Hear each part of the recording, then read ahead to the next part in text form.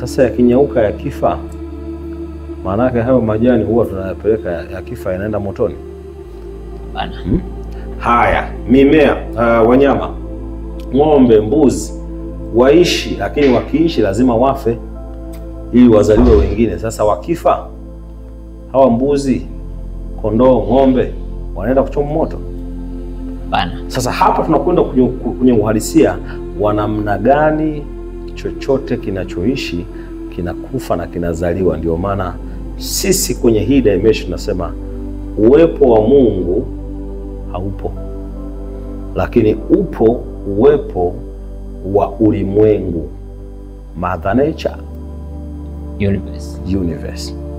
Kwa maana hiyo hizo 5 element ndio Mungu mwenyewe na zinategemeana. Ndio maana hata nyinyi wenyewe hapa, ukiwa Mkristo si una Mungu wako? Naam. Ukiwa Muislamu si una Mungu wako? Ukiwa Buddha si una Mungu wako? Ukiwa Mchina si basi kama haipo, kama kuna Mungu huyo mmoja kwenye hii dimension, basi nyinyi wote muungane muwe kitu kimoja. Mbona mnagawanyika? Mbona Waislamu wanaomba wakwao, Wakristo wanaomba wakwao? Kwa nini asiwe mmoja, kwamba jamani tukubaliane wewe kwetu ni mmoja? Kwa sababu kuna mgawanyiko wa element. Kwa nini Wachina wawe na Mungu wao, Wahindi wanaabudu mpaka ng'ombe, sanamu, wana Mungu wao?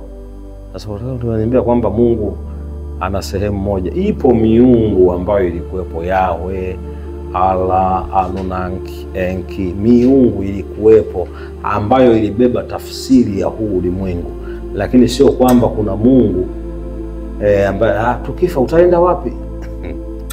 Kwa hiyo Master Show nataka kutuambia kwamba sisi tumesoma kwenye dini kwamba Mungu, kwamba anaelezea kwamba Mungu yuko sehemu yoyote duniani, lakini kwamba sisi tunaamini kwamba Mungu yuko mbinguni ambapo ameketi kwenye kiti cha enzi, kwa sababu sisi kwenye dini tumefundishwa hivyo. Naam.